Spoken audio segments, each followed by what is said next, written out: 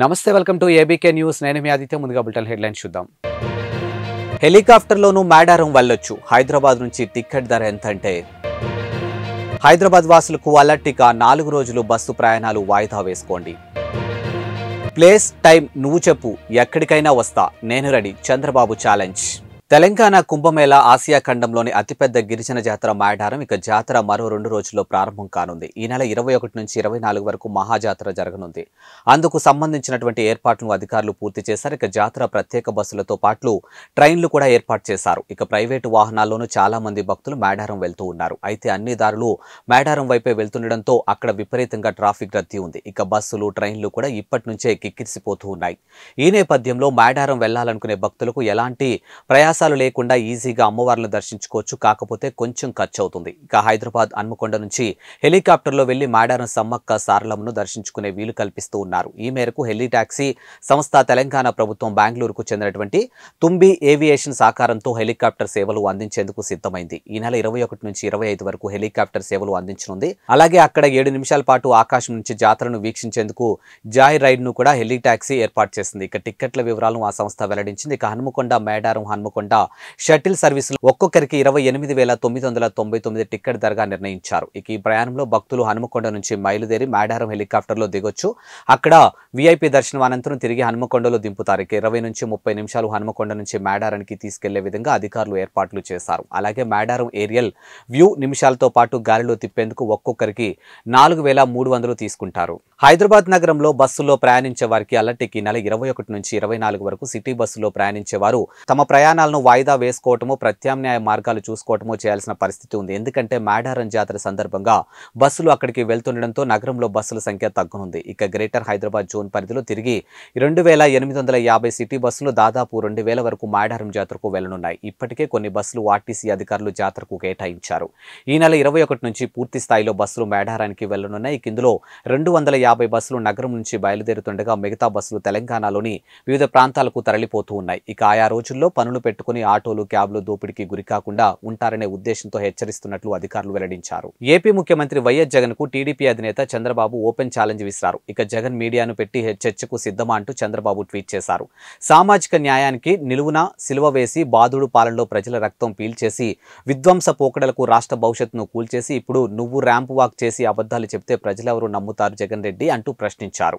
నీకు నీ ప్రభుత్వానికి కౌంట్ డౌన్ ప్రారంభమైంది. ఇంకా 50 రోజులు. రెక్కలు ఊడిపోయిన ఫ్యాన్ ని విసిరిపారేయడానికి జనం సిద్ధంగా ఉన్నారు అంటూ మండిపడ్డారు. వరమిచ్చిన శివుణ్ణే బూడిద చేయాలనుకున్న భస్మాసురుడి గతే జగన్ కు పడుతుందని అన్నారు. ఇక బూటకపు ప్రసంగాలు కాదు, అభివృద్ధి పాలన ఎవరిదో విధ్వంసం ఎవరిదో జనం ముందు చర్చిద్దాం, దమ్ముంటే తనతో బహిరంగ చర్చకు రావాలని సవాల్ విసిరారు. ప్లేస్ టైం నువ్వు చెప్పు, ఎక్కడికైనా వస్తే ఇక దేని మీదైనా చర్చిస్తే నువ్వు సిద్ధమా జగన్ రెడ్డి అని ప్రశ్నించారు. ఛత్రపతి శివాజీ మహారాజ్ జయంతిని పురస్కరించుకుని హిందూ వాహిని జిల్లా శాఖ ఆధ్వర్యంలో కరీంనగర్ బస్టాండ్ వెనుకల ఉన్నటువంటి పద్మానగర్ వరకు మోటార్ బైక్ ర్యాలీ నిర్వహించినట్లు హిందూ వాహిని కరీంనగర్ సంయోజక్ ప్రముఖ న్యాయవాది బెజ్జంకి శ్రీకాంత్ వెల్లడించారు. ఇక ఛత్రపతి శివాజీ మహారాజ్ జయంతిని పురస్కరించుకుని ప్రతి ఏటా శాంతియుతంగా తాము బైక్ ర్యాలీ నిర్వహిస్తున్నామని, దేశంలో ఉన్నటువంటి యువత అందరికీ ఆదర్శప్రాయుడని, దేశం పట్ల ధర్మం పట్ల నిబద్ధత ఉండడంతో స్ఫూర్తి ప్రదాత అని పేర్కొన్నారు. ఈ కార్యక్రమం సాయంత్రం 5:30 బస్టాండ్ వెనుక నుండి ప్రారంభమై మంచిర్యాల్ చౌరస్తా, టవర్ సర్కిల్, కమాన్, గీతా భవన్ సర్కిల్ నుండి పద్మానగర్లోని శివాజీ విగ్రహం దగ్గరకు ముగుస్తుందని పేర్కొన్నారు.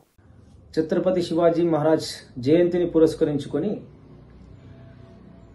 ఫిబ్రవరి 19 హిందూ వాహిని జిల్లా శాఖ ఆధ్వర్యంలో భారీ బైక్ ర్యాలీ నిర్వహిస్తున్నాము. ప్రతి సంవత్సరం కూడా మేము క్రమశిక్షణతో శాంతియుతంగా భారీ బైక్ ర్యాలీ నిర్వహిస్తున్నాము. ఛత్రపతి శివాజీ మహారాజ్ భారతదేశంలో ఉన్నటువంటి ప్రతి ఒక్కరికి కూడా దేశం పట్ల ధర్మం పట్ల నిబద్ధతో ఉండాల్సినటువంటి విషయంలో స్ఫూర్తి ప్రదాత ఛత్రపతి శివాజీ మహారాజ్ యొక్క జయంతిని పురస్కరించుకొని నిర్వహించే బైక్ ర్యాలీలో కరీంనగర్ పట్టణంలో ఉన్నటువంటి యువకులందరూ పాల్గొని ఈ కార్యక్రమాన్ని విజయవంతం చేయాల్సిందిగా కోరుతున్నాము. ఈ కార్యక్రమము ఫిబ్రవరి 19 సాయంత్రం 5:30 గంటల ప్రాంతంలో కరీంనగర్లోని బస్టాండ్ వెనుక ప్రాంతం నుండి ప్రారంభమై మంచిర్యాల్ చౌరస్తా, టవర్ సర్కిల్, కమాన్, గీతాభవన్ చౌరస్తా అటు మీదుగా పద్మనగర్లో ఉన్నటువంటి శివాజీ మహారాజ్ యొక్క విగ్రహం వద్ద ముగుస్తుంది. దేశాన్ని తాకట్టు పెడుతున్నటువంటి మోడీ ప్రభుత్వాన్ని ఓడించడానికి ఏఐటీయూసీ రాష్ట్ర కార్యదర్శి పడాల రమణ శ్రీకాకుళం జిల్లా ఎన్నికల్లో ఇచ్చినటువంటి హామీలు అమలు చేయకుండా ప్రజలను మోసం చేస్తూ అంబానీ ఆదానికి దేశాన్ని తాకట్టు పెడుతున్నటువంటి మోడీ ప్రభుత్వాన్ని ఓడించాలని ఏఐటీయూసీ రాష్ట్ర కార్యదర్శి పడాల రమణ కోరారు. కేంద్ర కార్మిక సంఘాల సంయుక్త కిసాన్ మోర్చా పిలుపుతో భాగంగా దేశవ్యాప్తంగా సమ్మె సందర్భంగా శ్రీకాకుళం మున్సిపల్ కార్యాలయం వద్ద జరిగిన కార్యక్రమంలో ఆయన ముఖ్య అతిథిగా పాల్గొని మాట్లాడారు. 100 రోజులు ధరలు తగ్గిస్తామని, ఏడాదికి 2 కోట్ల ఉద్యోగాలు కల్పిస్తామని, రైతుల ఆదాయం రెట్టింపు చేస్తామని, ప్రతి పేదవాని అకౌంట్లో 15 లక్షలు డిపాజిట్ చేస్తామని 2014 ఎన్నికల్లో హామీ ఇచ్చి అధికారంలోకి వచ్చినటువంటి మోడీ విస్మరించారని ఆవేదన వ్యక్తం చేశారు. ప్రభుత్వ రంగ సంస్థలు, పరిశ్రమలు, ఆస్తులు కార్పొరేట్ శక్తులు కారు చౌకగా అమ్ముతూ అంబానీ ఆదానికి దారాదత్తం చేస్తున్నారని ధ్వజమెత్తారు. పోరాడి సాధించుకున్నటువంటి 44 కార్మిక చట్టాలను 4 లేబర్ కోడ్స్ గా మార్చి కార్మిక హక్కులను హరిస్తున్నారని అన్నారు. భూమి నుండి రైతులను దూరం చేయడానికి మోడీ తెచ్చినటువంటి 3 నల్ల చట్టాలను రైతులు, కార్మికులు 13 నెలల్లో ఢిల్లీ పోరాడి మోడీ తలలు వంచారని తెలిపారు.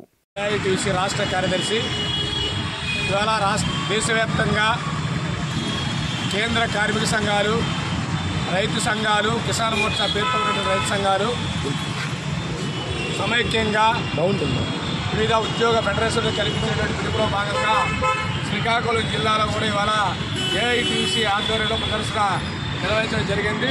ఈ యొక్క సమ్మెలో మున్సిపల్లు, అవాలీసు, అలాగే డ్రైవర్లు, ఇతర కార్మికులు కూడా పాల్గొనడం జరుగుతుంది. ఈరోజు ఈ సమ్మె సందర్భంగా నరేంద్ర మోడీ ప్రభుత్వానికి వ్యతిరేకంగా జరిగే ఇది దేశవ్యాప్తంగా 9వ సమ్మె.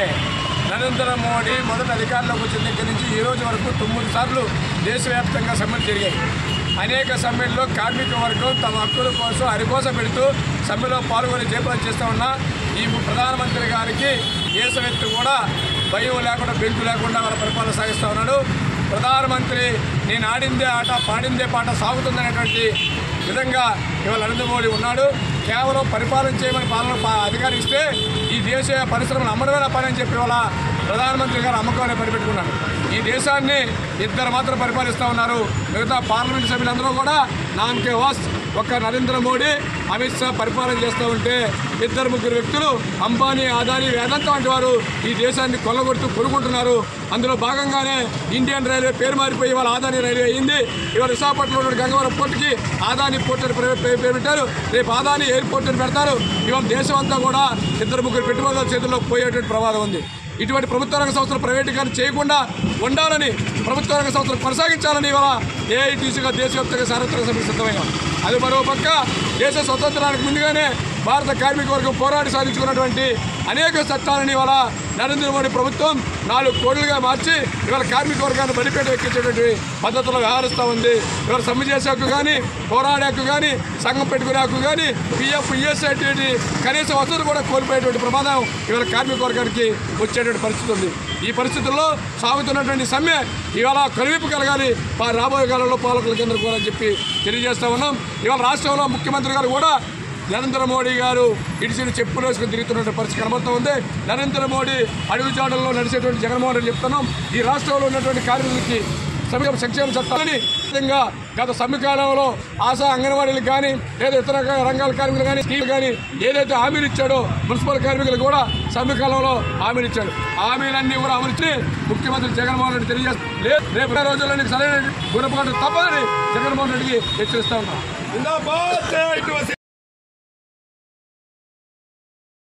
శ్రీకాకుళం జిల్లా ఇచ్చాపురం నియోజకవర్గం కవిటి పట్టణంలో బెంతో వరియా గిరిజనులు చేపట్టినటువంటి నిరసన దీక్ష 50 రోజుకు చేరింది. ప్రధాన పుట్టుకు చెందినటువంటి బెంతో వరియాలు పాల్గొన్నారు. రెవెన్యూ అధికారులు, కలెక్టర్లు ఆదేశాలు లేదని అకారణంగా నిలిపినటువంటి కుల ధృవీకరణ పత్రాలు పునరుద్ధరణ చేసి మా సామాజిక మనుగడను, విద్యార్థుల భవిష్యత్తుకు న్యాయం చేయాలని కోరారు. కలెక్టర్ గారికి ఏళ్ల తరబడి మొరపెట్టుకున్న రాజకీయ నాయకులు ఉచ్చులో పడి స్పందించని తీరు దారుణమని అన్నారు. ఆర్థికంగా, సామాజికంగా అన్ని రంగాల్లో వెనుకబడమే కాకుండా దుర్భరమైన జీవితాన్ని గడుపుతున్న బెంతో వరియాలను సీఎం ఇచ్చినటువంటి హామీని నెరవేర్చుకోవాలని కోరారు. శ్రీ గౌరవనీయులు చక్రశేఖర్, బీబీ సాయి, అభిమన్యు, బీబీ సాయి, జగన్, బీబీ సాయి, జయసేన్, బీబీ సాయి, ఆటో డ్రైవర్లు తదితరులు పాల్గొన్నారు.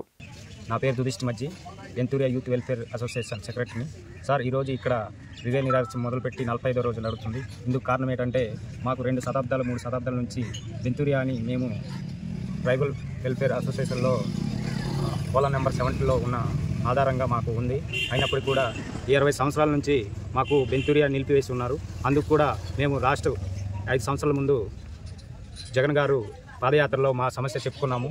అనంతరం సీఎం అయిన తర్వాత మాకు 100వ రోజు పలాసలో నేను విన్నాను, బెంతూరియా సమస్య నా వల్ల తీరుస్తాను అని మాటిచ్చారు. అతని మాట మీద మా పెద్దలు, యువత అందరూ కూడా ఇక్కడ లోకల్ నాయకులతో మేము ఎన్నోసార్లు చర్చించినా కూడా మాకు సీఎంతో కల్పించలేదు. అనంతరం లాస్ట్కి ఇప్పుడు పలాస వచ్చినప్పుడు కూడా మాకు మా సమస్య విని మా సమస్య ప్రస్తావిస్తారని అనుకున్నాము. కానీ అక్కడ మా సమస్య ఇంకా పెండింగ్లోనే ఉందని చెప్పి వెళ్ళిపోయారు. ఆ సభలో కూడా మా ప్రస్తావన కూడా లేదు. అందుకే ఇప్పుడు కూడా మేము ఈ 6 నెలల నుంచి మేము అనుకున్నాము, ఇలా తిప్పు కాలం గడిపించారు. ఇదిగో తీసుకుని వెళ్తాం, ఇదిగో కల్పిస్తామని అన్నారు. అయినప్పటికీ మేము వెయిట్ చేసాము. ఇంకా మరి ఆగేది లేదంటూ లాస్ట్ నెల డిసెంబర్ 28 రోజు పెద్ద ర్యాలీ చేసి అనంతరం రిలే నిరాక్ష మొదలు పెట్టడం జరిగింది. ఇంతలా మీరు చెప్తున్నారు మీ ఉద్యమంలో నిజాయితీ ఉందని. అలాంటప్పుడు మీకేమైనా ఆధారాలు చూపించడానికి ఎవరైనా అడిగితే ఉన్నాయా మీకేమైనా? అవును సార్, మీరు చెప్పినట్టే మా దగ్గర ఆధారాలు ఉన్నాయి సార్. మా దగ్గర అన్ని రకాల ఆధారాలు ఉన్నాయి సార్. ఇది షార్ట్కట్గా మేము 15 పేజీలతో తీసుకున్న ఆధారాలు ఎవరైనా మేము చూపిస్తాం సార్. మాకు షెడ్యూల్ ట్రైబ్ ప్రకారం కోలం 17లో మాకు ఉంది. శ్రీకాకుళం డిస్టిక్లో కంచిలి, కవిటి, ఇచ్చాపురం మండలంలో నివసిస్తున్న బెంతూరియాలు ఎస్టీలని నిరూపించుకోవడానికి మా దగ్గర పూర్తి ఆధారాలు ఉంది సార్. ఇలా ఇన్ని ఆధారాలు ఉన్నప్పటికీ కూడా మా పైన కమిషన్లు వేస్తూ ఆ కమిషన్లో ఒకటి తర్వాత ఒకటి వేస్తే కాలమే వృధా చేస్తున్నారు. కానీ ఆ వేసిన కమిషన్లు కూడా రిపోర్టు బహిర్గతం చేయట్లేదు. మాకున్న ఆధారాలతో మేము ఎస్టీలని ప్రూవ్ అయినప్పుడు కూడా అవి బహిర్గతం చేయట్లేదు. ఇది ఎన్ని రోజులు ఈ సమస్యపై ఈ రాజకీయ నాయకులు, రెవెన్యూ అధికారులు మాపై ఉండి వైఖరితో మా సమస్యని అణచిదొక్కి మా కులాన్నే పూర్తిగా లేకుండా చేయాలని రాజకీయం చేస్తున్నారు. దానికే మా రిలే నిరాదీక్ష చేయడం జరిగింది. ఇంతటితో ఇది రిలే నిరాదీక్ష అనుకుంటారు. ఇవి ఇప్పటి వరకు మేము శాంతియుతంగా చేసాము. ఇంకా ముందుకి ఉద్రిక్తం కూడా చేయొచ్చు. దీనికి బాధ్యులు మేము ఏ నష్టపరిహారం చేసినా దానికి బాధ్యులు మీరే అవుతారు. ఎందుకంటే మా సమస్య ఇంతవరకు క్లియర్ కానప్పుడు మేము దేనికైనా రెడీ అని మా యువత పెద్దలు ముందుకు వచ్చి ఇంకా ఉద్రిక్తం చేస్తామని మా వరకు వచ్చి సలహా సూచనలు ఇచ్చి ఇప్పటికి అయినప్పుడు కూడా మేము రిలే నిరాదీక్ష శాంతియుతంగా చేస్తున్నాం. దీనికి ఎటువంటి బాధ్యులైనా మీరే దానికి సాక్ష్యం అని చెప్తున్నాం.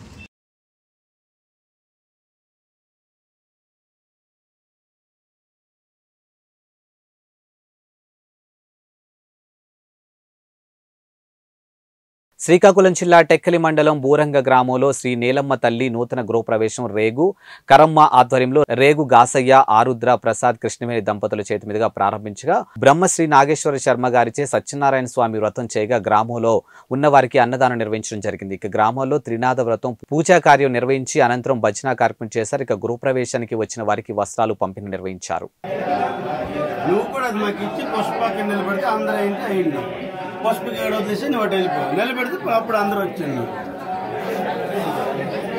వీడియో అది ఇలా తీయేస్తున్నా కాశాలు నిలబడి పౌర్ణమి రోజు ఏంటి కానీ గొప్ప శుభదిశి ఏంటి కానీ సర్వసర్వకాలను చేసుకోవచ్చు. స్వామి తల వ్రతాన్ని చేసుకుని వరద సంకల్పాన్ని చేసుకోవడం వల్ల ఏ పరిస్థితులు కలిగి భోగభాగ ఐశ్వర్యాలు కలిగించు సకల దేవత అనుగ్రహాన్ని వైకుంఠ ప్రాప్తిని పొందుతున్నా అని చెప్పి నారద మహర్షి సత్యనారాయణ స్వామి తల వ్రతము, వ్రత మహత్యము, వ్రత ధర్మాన్ని తెలియజేస్తున్నారు. ఇది శ్రేష్ఠాంత పురాణ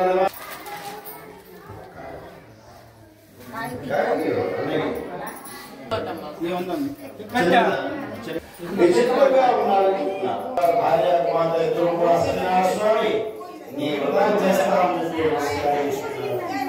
ఎప్పుడైతే స్వామి వ్రతం చేస్తామని చెప్పి సంకల్పం చేసుకున్నారో వెంటనే మంగళప్రదంగా ఉండేటువంటి రాక్షులు మహారాజుగా మహావిష్ణువు ఎదుర్కొన్నాడు. రాజా నీ జలసాల్లో ఉండేంత వాడు వ్యాపారం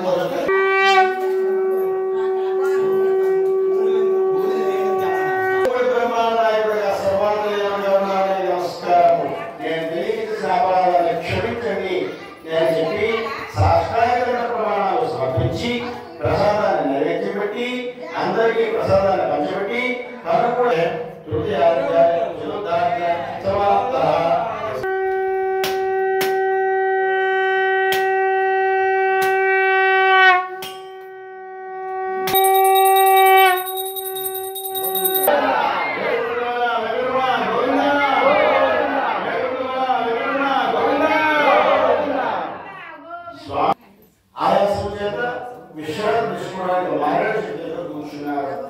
కూర్చొని స్వామి నమస్కరించుకుంటున్నారు.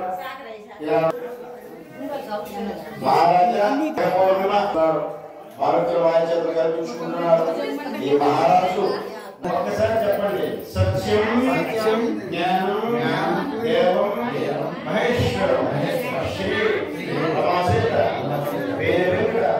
సత్యనారాయణ స్వామి వ్రతం సంపూర్ణ ఏడుకొండలవాడ వెంకటరమణ గోవింద, ఏడుకొండలవాడ వెంకటరమణ గోవింద, ఏడుకొండలవాడ వెంకటరమణ గోవింద.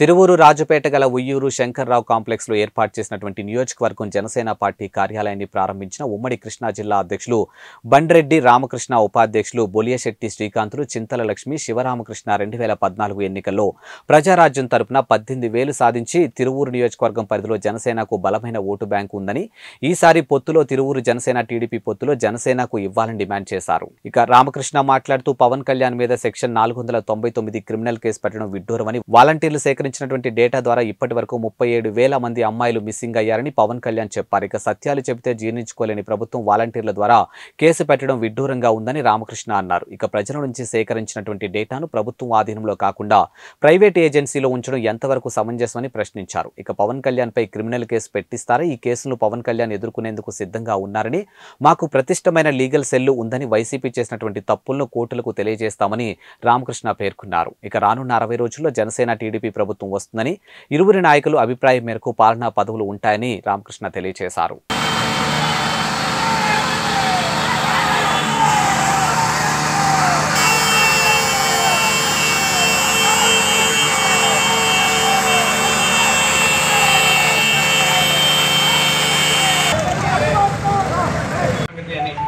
పవన్ కళ్యాణ్ గారి మీద సెక్షన్ 499 అనేటువంటి క్రిమినల్ కేసును పెట్టారు. మరి అర్థం కాదు ఏంటంటే, మర్డర్లు చేశారా, మానభంగాలు చేశారా? మనం చూసినట్లయితే ఒక దళిత యువకుడిని మర్డర్ చేసి జైలు నుంచి కాలర్ ఎగరేసుకుంటూ వెళ్ళినటువంటి ఒక ఎమ్మెల్సీని చూసాం. ప్రజల కోసం పోరాటాలు చేస్తున్నటువంటి పవన్ కళ్యాణ్ గారి మీద 499 సెక్షన్ పెట్టారు. వాలంటీర్లని ఇబ్బంది పెడుతున్నారని పవన్ కళ్యాణ్ గారు ఏం చెప్పారు? కొంతమంది వాలంటీర్లు నిర్లక్ష్యం వల్ల డేటా చోరీ అవుతుంది, డేటా నా హక్కు, నా డేటా నా హక్కు అని చెప్పి పవన్ కళ్యాణ్ గారు పదే చెప్పారు. కొంతమంది వాలంటీర్లు మరి డేటాని మరి సేఫ్టీ మెజర్స్ తీసుకోకుండా మరి ఒక ప్రైవేట్ కంపెనీకి పంపిస్తా ఉన్నారు హైదరాబాద్లో. ఈ డేటా అంతా ఈ వాలంటీర్లు రాష్ట్ర వ్యాప్తంగా కలెక్ట్ చేసినటువంటి డేటాని హైదరాబాద్లో ఉన్న ప్రైవేట్ కంపెనీలో దాస్తా ఉన్నారు. అంటే ఈ ట్రాన్స్మిషన్లో ఒకవేళ ఫోన్ పోయి ఫోన్లో ఉన్నటువంటి డేటాని ఎవరైనా చోరీ చేసినా, ఈ ఫోన్ నుంచి ప్రైవేట్ కంపెనీకి వెళ్ళే దారిలో సెక్యూర్ SSL యూజ్ చేయకపోయినా, లేకపోతే ప్రైవేట్ కంపెనీ డేటాబేస్ సెక్యూర్గా లేకపోయినా, వాళ్ళకి డేటాబేస్ని సెక్యూర్గా ఆపరేట్ చేయడం రాకపోయినా, వాళ్ళ అప్లికేషన్స్ సరైన సెక్యూరిటీ మెజర్స్ తీసుకోకపోయినా ఈ డేటా చోరీ జరుగుతుంది. మరి ఇలాంటి పరిస్థితుల్లో మరి 33,000 మంది మహిళలు డేటాని చోరీ అయింది. 33,000 మహిళలు కనిపించలేదు, లేకపోతే వాళ్ళ మీద అత్యాచారాలు జరిగినాయి అని చెప్పి మనం చూసినటువంటి అభియోగాలు మీడియాలో వచ్చినవి. ఇవేవి జనసేన పార్టీ క్రియేట్ చేసినవి కాదు. మరి సెంట్రల్ గవర్నమెంట్ నుంచి వచ్చినటువంటి నివేదిక ప్రకారం కానీ, రాష్ట్ర ఇంటెలిజెన్స్ చెప్పినటువంటి నివేదిక ప్రకారం కానీ 33,000 మంది 35,000 మంది మహిళలు మరి అన్యాయానికి గురయ్యారని చెప్పి చెప్తా ఉన్నాయి. దీనంతటికీ కారణం కొండూరు మండలం వైఎస్ఆర్సీపీ ఆత్మీయ సమావేశంలో పాల్గొన్న నియోజకవర్గం ఇన్ఛార్జ్ నల్లగట్ల స్వామిదాస్ ఇక రానున్న ఎన్నికల్లో పార్టీ గెలిపే లక్ష్యంగా కార్యకర్తలకు దిశానిర్దేశం చేసినటువంటి ఇన్ఛార్జ్ స్వామిదాస్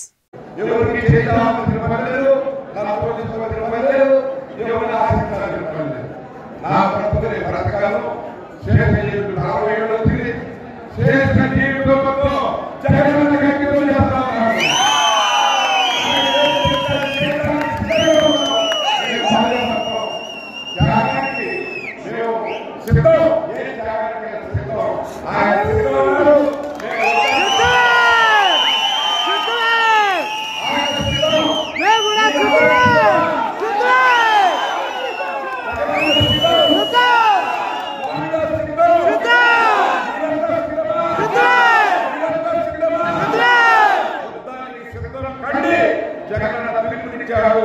మనమంతా కూడా పేరు మొత్తం కూడా అప్రమత్తం చేసి వాళ్ళ యొక్క వైఎస్ఆర్ పార్టీకి అక్కడ విజయాన్ని కావాల్సిందిగా చరిత్రలో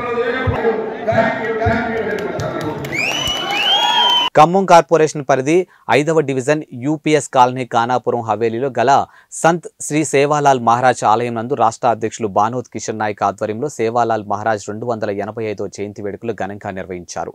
ఈ సందర్భంగా వారు మాట్లాడుతూ సేవాలాల్ మహారాజ్ గొప్ప సంఘ సంస్కర్త అని, గిరిజనులు వలస జీవితం నుండి స్థిర నివాసం ఏర్పాటు చేసుకోవడంలో, తండాలు నిర్మించడంలో, వ్యవసాయం చేయడంలో ప్రముఖ పాత్ర పోషించారని పేర్కొన్నారు. ఇక ప్రజలందరూ ఎప్పుడూ ఐకమత్యంతో సోదరాభావంతో మెలగాలని ఆశించిన వ్యక్తి అని పేర్కొన్నారు. ఈ కార్యక్రమంలో 4వ డివిజన్ కార్పొరేటర్ దండా జ్యోతిరెడ్డి, రాధాకృష్ణ, ఉమారాణి తదితరులు పాల్గొన్నారు. మిత్రులారా, ఈరోజు సేవాలాల్ మహారాజ్ గారి జయంతి వేడుకలను ఖమ్మం ఖానాపురం యూపీఎస్ కాలనీలో 5వ డివిజన్లో గల సేవాలాల్ మహారాజ్ భద్రకాళి దేవాలయంలో 285వ జయంతి వేడుకలను మా బంజారా కుటుంబాలతో ఘనంగా నిర్వహించుకుంటా ఉన్నాం. సేవాలాల్ మహారాజ్ 1739 ఫిబ్రవరి 15 అనంతపురం జిల్లా గొల్లలదొడ్డి భీమానాయక్ ధర్మిణీ మాతాలకు జన్మ పొందినటువంటి మహనీయుడు సేవాలాల్ మహారాజ్ కారణ జన్ముడు.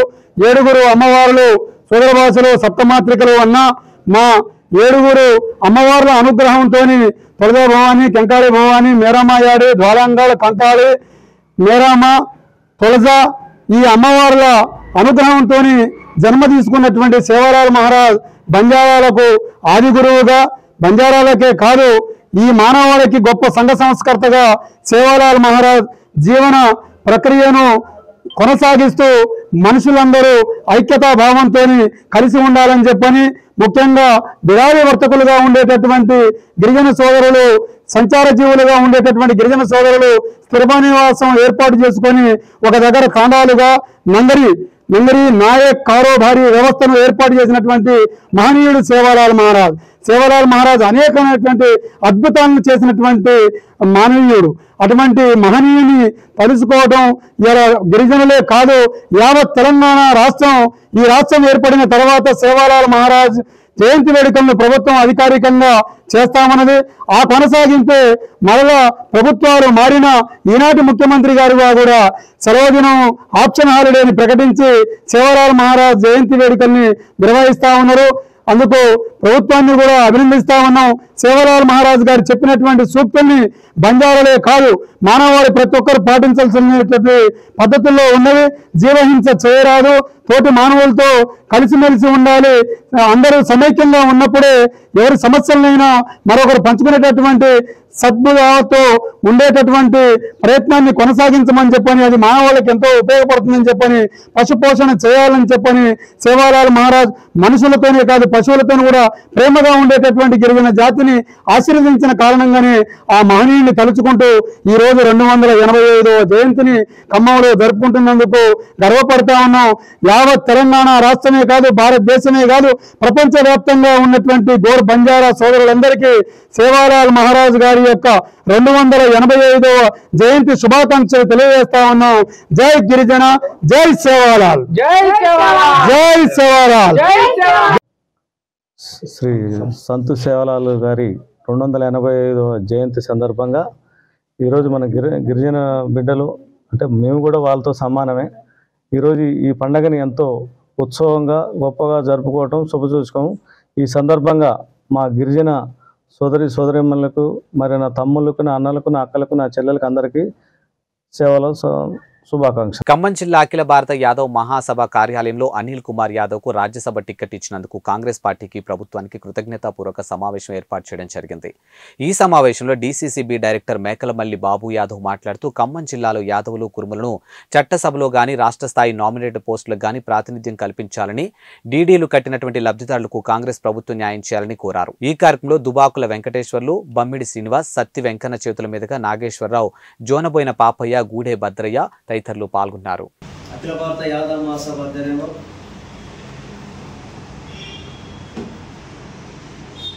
అనిల్ కుమార్ యాదవ్ గారికి రాజ్యసభ సీట్ ఇచ్చిన సందర్భంగా కాంగ్రెస్ ప్రభుత్వానికి, ముఖ్యమంత్రి రేవంత్ రెడ్డి గారికి అఖిల భారత యాదవ్ మహాసభ ఖమ్మం జిల్లా తరఫున ప్రత్యేకంగా కృతజ్ఞతలు తెలియజేస్తా ఉన్నాం. మరి యాదవాలని గుర్తించి మరి ఈరోజు అనిల్ కుమార్ యాదవ్ గారికి మరి రాజ్యసభ సీటు ఇవ్వటం, మరి అదేవిధంగా మరి ఈరోజు తెలంగాణ రాష్ట్రంలో చూసుకుంటే మరి ఒక్కళ్ళు కూడా ఎమ్మెల్యే లేరు యాదవులు.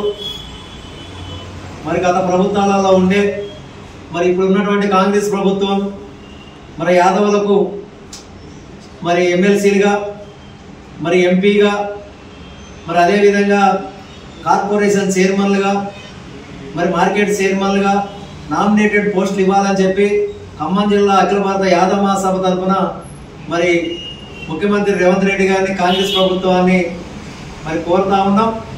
మరి గత ప్రభుత్వం కుర్మ యాదవుల్ని మరి మురళిస్తా అని చెప్పేసి లక్షాధికారులు చేస్తా అని చెప్పి మోసం చేశారు.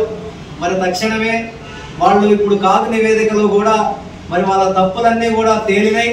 రేపు వాళ్ళని శిక్షించాలని ఇంకా ఎంక్వైరీ చేసి దానికి సంబంధించినటువంటి మరి అధికారుల మీద చర్యలు తీసుకోవాలని చెప్పి మరి అదేవిధంగా ఇప్పుడున్నటువంటి ప్రభుత్వం కాంగ్రెస్ ప్రభుత్వం మరి యాదవులకు డీడీలు తీసిన వారికి మరి వాళ్ళకి నగదు బదిలీ చేయాలని చెప్పేసి మరి ముఖ్యమంత్రి గారికి మరి అదేవిధంగా ఈ జిల్లా మంత్రులు అయినటువంటి మరి ఈ సందర్భంగా మేము వినతి పత్రాలు ఇచ్చి తెలియజేయడం జరుగుతూ ఉంది.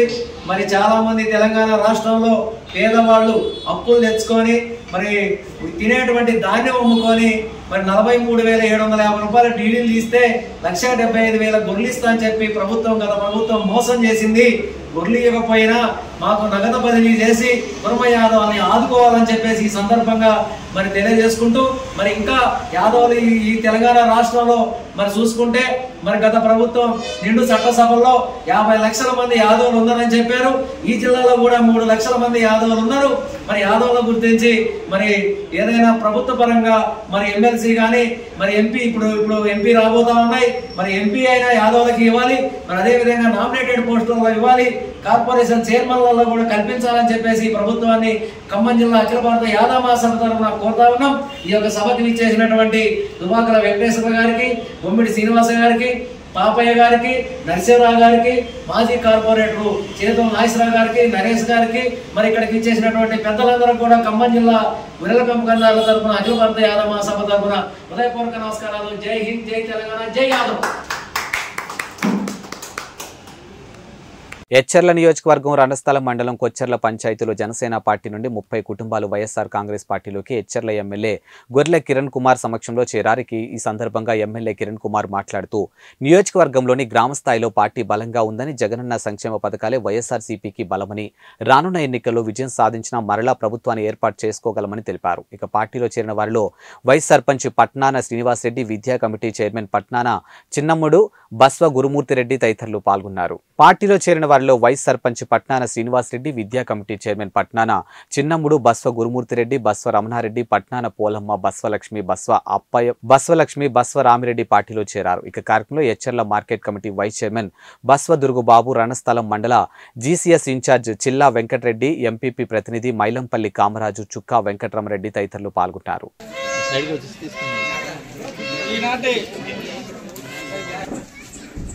పెద్ద ఏఎంసీ వైస్ చైర్మన్ బస దుర్బాబు గారికి, అలాగే వైస్ ఎంపీపీ కామరాజ్ గారికి, అలాగే కొచ్చెర్ల పంచాయతీలో ఉన్నటువంటి 5 హ్యామ్లెట్స్లో ఉన్నటువంటి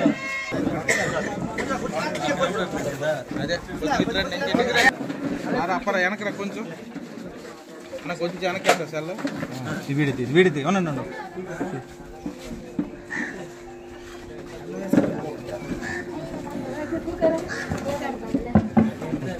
ఈరోజు ముందు జరిగిన ఎలక్షన్లో కూడా ఈ గ్రామం నుంచి 450 ఓట్ల మెజార్టీని మనం సాధించడం జరిగింది. అలాగే ఈ కొచ్చెర్ల గ్రామం ఎప్పుడు కూడా వైఎస్ఆర్ కాంగ్రెస్ పార్టీకి ఒక పుట్టినిల్లు లాంటిది. అందుకే మొట్టమొదటిగా ఈరోజు మంచి రోజు అని చెప్పి ఈ రోజు నుంచే కలయికల ప్రారంభ కార్యక్రమాన్ని స్టార్ట్ చేయడం. అందులో చాలా మంది అంటే ఒక వైస్ ప్రెసిడెంట్, గ్రామ మెంబర్స్ కానీ, నాయకులు కానీ అలాగే జరిగింది. పార్టీలో చేరిన ఈ పెద్ద కుటుంబీకులందరికీ, జనసేన పార్టీ నుంచి వైఎస్ఆర్ కాంగ్రెస్ పార్టీలో కొచ్చెర్ల పంచాయతీలో చేరిన వీళ్ళందరికీ పార్టీలోకి ఆహ్వానిస్తూ ఈరోజు జరుగుతున్న ఈ పరిణామాలు మనందరం చూస్తూ ఉన్నాం. ఈరోజు వైఎస్ఆర్ కాంగ్రెస్ పార్టీ అంటే ఒక అభిమానంగా చాలామంది అనుకుంటూ ఉంటారు, ఈరోజు చంద్రబాబు పవన్ కళ్యాణ్ కలిసిపోయారు కాబట్టి పార్టీ బలోపేతం అయిపోతుంది, కాబట్టి ఎవరు జనసేన వీడి కానీ తెలుగుదేశం వీడి కానీ ఎవడు వెళ్ళడు. కానీ వీళ్ళు అనుకున్నంత జనాలు విలువలు కాదు, వాళ్ళు ఆలోచిస్తారు.